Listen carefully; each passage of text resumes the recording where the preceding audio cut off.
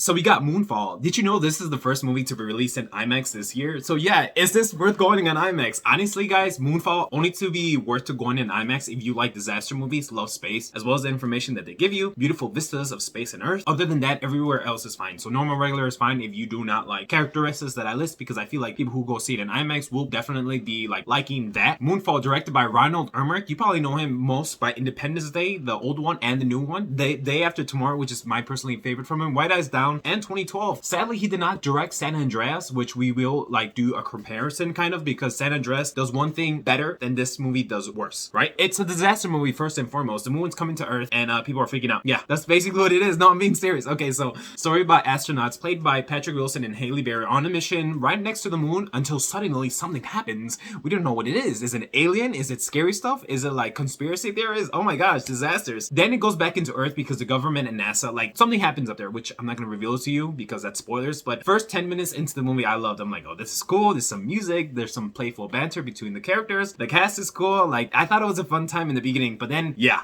right after 10 minutes, it lost me because I was just like, oh no, this movie's going that way traditional. I'm like, no, but it's not all bad. Trust me. They're on a mission. They come back to Earth. The government and NASA, they're just like, we don't believe you. So after this, it takes 10 years into the future. Now, keep in mind, Patrick Wilson's character, Brian, they don't believe him. So he loses his job. He loses his wife, his relationship with Halle Berry because she's still into NASA. So I feel like in every disaster movie, the government finds out too late. They don't believe the crazy kid scientists. They just don't. Obviously, after 10-year time gap, things have changed. So the wife has moved on. Halle Berry's still in NASA. However, a new character, Casey, played by John Bradley, comes up with a discovery that the moon's changing its orbit, that things are going to happen. But society doesn't believe him as like they did with Brian. So what does he do? He takes to the internet and everyone starts believing him. Conspiracy theories. NASA's like, oh my gosh, how come this flew by our radar? Then he gets contacted to Brian because he's like, hey, I need your help. You were into NASA, but he didn't know that Brian had like that legal fallout, which yeah, he kind of got washed up. Then they team up. So it's a cool story because Brian, they didn't believe his story. They're not gonna believe Casey's story, but they will once they're together. It might be reaching there. One thing that movie does kind of well, it does have nice visuals of the moon with Earth and space and like the beautiful vistas that I spoken up to earlier in IMAX. I loved seeing like the horizon or like the stars. It might be all fake. It was so nice to see it in IMAX. I'm like, whoa, like it wasn't really breathtaking like Dune. Usually for disaster movies, people are like, oh, special effects. And like, yeah, the special effects were okay, but I didn't feel like it just propelled the genre forward. Like they were just fine. You know, like I don't mean to be rude, but they were just okay. They're not like the best, you know? So they make for excellent wallpapers though. There's some cool action scenes, especially like in the snow part, like with some side characters. They get closer to the sun, it's like they're racing. You probably seen in the trailer, like they're like drifting. I thought that was pretty cool, even though it felt like Fast and the Furious. It does deal with that, like artificial intelligence, AI, scary stuff. And like, I really like the score that the movie did when those parts were coming up because it felt like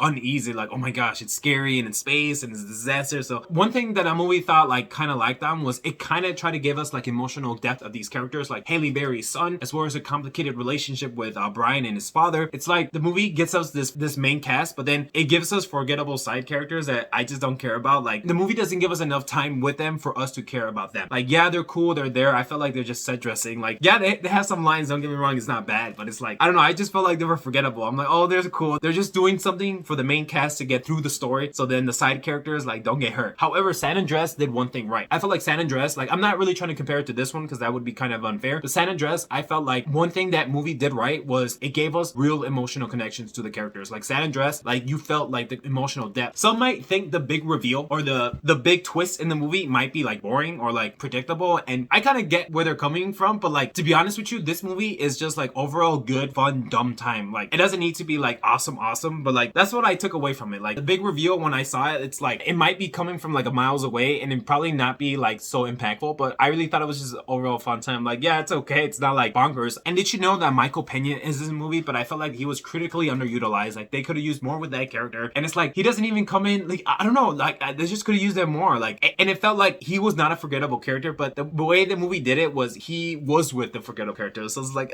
come on. It kind of dips into horror, kind of, especially with the cinematic score, but it doesn't like go that far. It just like dips to like, oh my gosh, like it's kind of horror, but then it comes not. And I thought the uniforms were cool. NASA's uniforms were cool. I'm like, oh my gosh, like the budget design for this was pretty cool. But other than that, guys, this is all right movie. This is okay. It's kind of fun, dumb movie, and there's nothing wrong with that. But if you're going into this thinking that it's gonna be like amazing, like don't. It's pretty bad. Well, I mean it's pretty bad, but it's like just a fun, dumb movie. You know, I think sometimes you just need to have like these bite-sized pieces or appetizers. You know, yeah, it's fun. It's dumb. It's all right. All right, guys, that's gonna be everything for me today. Hope you have a great day, and let me know if you ever need anything. If you haven't already, please consider subscribing so you never miss this video and turn on notifications so you stay up to date with the movies news information. Take care.